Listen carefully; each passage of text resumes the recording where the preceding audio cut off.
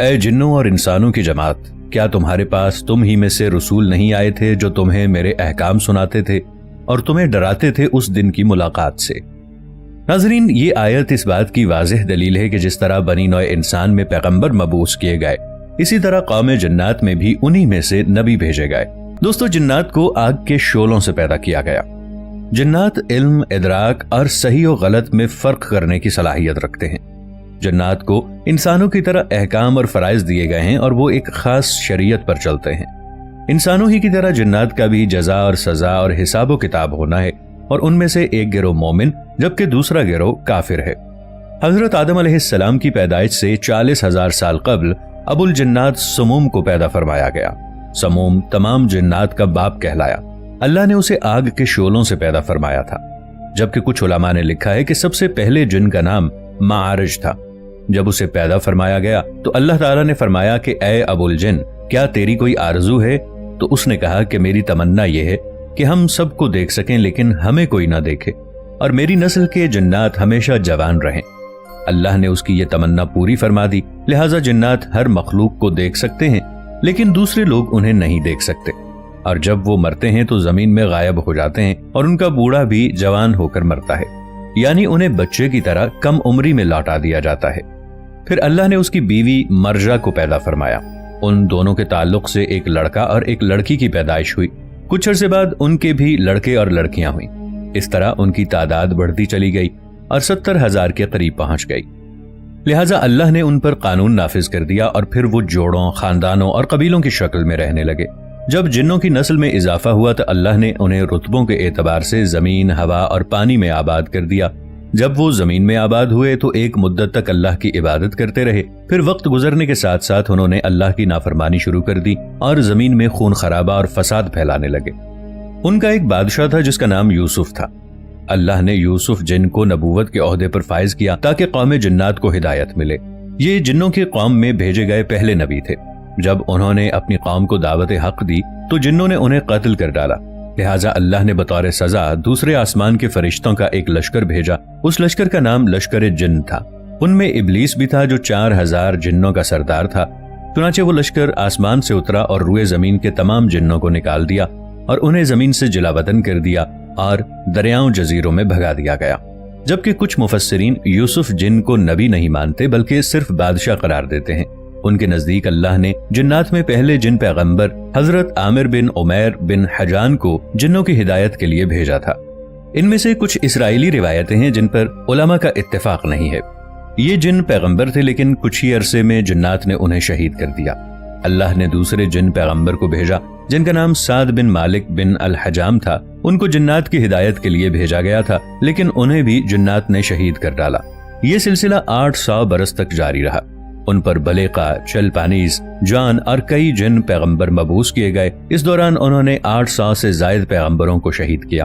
اس کے بعد اللہ نے قوم جنات پر عذاب نازل فرما دیا، اور جب ان پر قہر نازل ہوا تو زمین کا بڑا حصہ ان سے صاف کر دیا گیا۔ ان میں سے چند اطاعت گزار جن بچ گئے جو غاروں، پہاڑوں اور سمندروں میں چلے گئے۔ جنات سے جنگ کے بعد عزازیل نے اللہ سے التجا کی کہ اسے زمین میں ہی رہنے دیا جائے، لہٰذا وہ یہاں آباد ہو گیا اور اس کی نسل خوب پھلی پھولی۔ اس کی کثرت عبادت کی وجہ سے اسے 7 آسمان اور جنت میں بھی جانے کی اجازت مل گئی۔ پھر ابلیس نے روئے زمین کے جنات کو اپنے ساتھ ملانا شروع کر دیا۔ جنات کے 4 قبیلوں نے ابلیس کے ہاتھوں پر بیعت کر لی جن کا نام کھن، دام، ممتاز اور مرامت تھا، جبکہ جنات کے 2 قبیلوں نے ابلیس کے راستے پر چلنے سے انکار کر دیا جس کا نام بسم اللہ اور ظافر تھا۔ جبکہ کچھ مورخین نے لکھا ہے کہ عزازیل بھی جنات ہی کے قبیلے سے تعلق رکھتا ہے۔ اس نے جنات کے قبیلے بلوجان کی ایک لڑکی سے شادی کی اور اللہ نے عزازیل کو ہزاروں بیٹوں اور بیٹیوں سے نوازا۔ جب سارے سرکش جنات ختم کر دیے گئے تو وہ وقت حضرت آدم علیہ السلام کی پیدائش کا وقت تھا۔ پھر اللہ نے فرمایا، میں زمین میں اپنا نائب بنانے والا ہوں جو انسان ہوگا۔ حضرت آدم علیہ السلام کے اس دنیا میں تشریف لانے کے بعد جنات میں کوئی نبی نہیں بھیجے گئے۔ اس زمانے میں جنات کو ان پیغمبروں کی پیروی کا حکم تھا جو انسانوں کے درمیان مبعوث ہوتے تھے، لیکن جنات کی شرنگیزی اور فساد بڑھتے چلے گئے، یہاں تک کہ اللہ کے پیغمبر حضرت سلیمان علیہ السلام نے ان پر قابو پایا اور انہیں دوبارہ ان ویران پہاڑوں میں جانے کا حکم دیا۔ دوستو، جب اللہ کے نبی داؤد علیہ السلام کے وارث سلیمان علیہ السلام نبی ہوئے تو اللہ کے دربار میں دعا مانگنے لگے کہ اے اللہ، مجھے وہ مرتبہ عطا فرما جو مجھ سے پہلے نہ کسی کو ملا ہو اور نہ ہی میرے بعد کسی کو ملے۔ وہ دور ایک عجیب دور تھا، لوگ جنات اور کالے جادو پر زیادہ یقین رکھتے تھے۔ اللہ نے اپنے نبی سلیمان علیہ السلام کے لیے چرند پرند ہوا جنات کو ماتحت کر دیا، تو بس اللہ کے نبی سلیمان علیہ السلام جہاں بھی کفر اور نفرت اور انسانوں پر ظلم دیکھتے تو آ کے اپنے معجزات دکھاتے، اور یوں انسان آپ کو اللہ کا نبی سمجھ کر صحیح راستے پر آ جاتے۔ اور اگر کوئی جن کسی انسان کے گروہ پر حملہ کرتا تھا، اسے نقصان پہنچاتا، تو آپ اس جن کو زنجیروں میں جکڑ دیتے اور آپ کا تخت فضا اپنے کندھوں پہ اٹھائے لیے پھرتی۔ آپ آسمانوں میں پرواز کیا کرتے۔ ایک دن آپ ویسے ہی آسمان میں پرواز کر رہے تھے، اتنے میں ایک جن آ کے آپ سے کہنے لگا کہ اے اللہ کے نبی، زمین پر بابل کے پاس جنات کا ایک گروہ انسانوں پر ظلم کرتا ہے، اور وہاں کے جن انسانوں میں حلول کرتے ہیں اور پھر انسانوں کو تکلیف دے کے یہ منواتے ہیں کہ ان کے پاس غیب کا علم ہے، اور یوں انسان بھی صراط مستقیم سے ہٹ رہے ہیں۔ جیسے ہی اللہ کے نبی سلیمان علیہ السلام نے اس بات کو سنا تو اپنے آپ تخت کو بابل کی طرف موڑتے ہیں اور اس گروہ کے پاس آ کر کہتے ہیں کہ اے تکبر میں رہنے والو، اللہ سے ڈرو۔ وہ جنات کا گروہ حضرت سلیمان علیہ السلام کی طاقت سے ناواقف تھا۔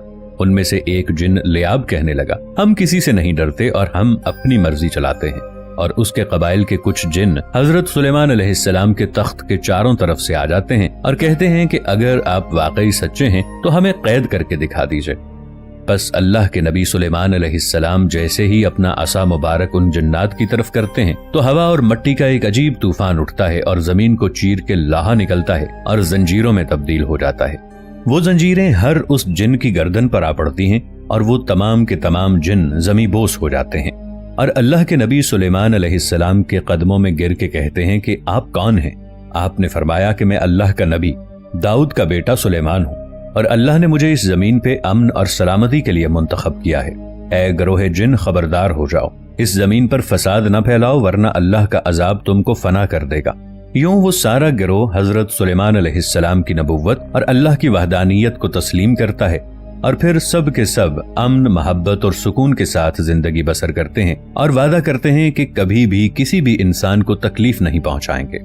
ناظرین، ملک شام میں جس جگہ حضرت موسیٰ علیہ السلام کا خیمہ گاڑا گیا تھا، ٹھیک اسی جگہ حضرت داؤد علیہ السلام نے بیت المقدس کی بنیاد رکھی، مگر عمارت پوری ہونے سے قبل ہی حضرت داؤد علیہ السلام کی وفات کا وقت آن پہنچا، اور آپ نے اپنے فرزند حضرت سلیمان علیہ السلام کو اس عمارت کی تکمیل کی وصیت فرمائی۔ چنانچہ حضرت سلیمان علیہ السلام نے جنوں کے جماعت کو اس کام پر لگا دیا اور عمارت کی تعمیر ہوتی رہی۔ جنات کی طبیعت میں سرکشی غالب تھی۔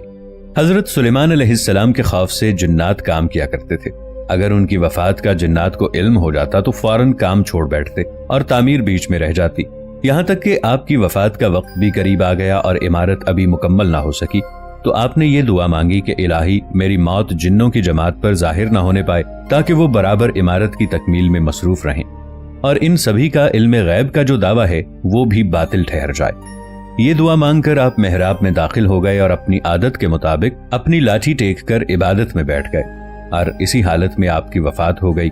مگر جن مزدور یہ سمجھ کر کہ آپ زندہ ہیں برابر کام کرنے میں مصروف رہے، اور عرصہ دراز تک آپ کا اس حالت میں رہنا جنوں کے گروہ کے لیے کچھ باعث حیرت اس لیے نہیں ہوا کہ وہ بارہا دیکھ چکے تھے کہ آپ ایک ماہ بلکہ کبھی کبھی دو ماہ برابر عبادت میں رہا کرتے تھے، یہاں تک کہ بحکم الہی دیمک نے آپ کے عصا کو کھا لیا اور عصا گر جانے سے آپ کا جسم مبارک زمین پر آ گیا، اور اس وقت جنوں کی جماعت اور تمام انسانوں کو پتہ چلا کہ آپ کی وفات ہو گئی ہے۔ قرآن مجید میں اللہ تعالیٰ نے اس واقعے کو ان الفاظ میں بیان فرمایا ہے، پھر جب ہم نے یعنی حضرت سلیمان علیہ السلام پر موت کا حکم بھیجا تو جنوں کو ان کی موت دیمک ہی نے بتائی جو ان کے عصا کو کھا رہی تھی۔ پھر جب حضرت سلیمان علیہ السلام زمین پر آ گئے تو جنات کی حقیقت کھل گئی۔ اگر وہ غیب جانتے ہوتے تو وہ اس ذلت کے عذاب میں اتنی دیر تک نہ پڑے رہتے۔ دوستو، ویڈیو اچھی لگے تو اسے لائک اور شیئر ضرور کیجیے گا، چینل کو سبسکرائب کر لیجیے گا۔ ملیں گے ایک نئی ویڈیو کے ساتھ، تب تک کے لیے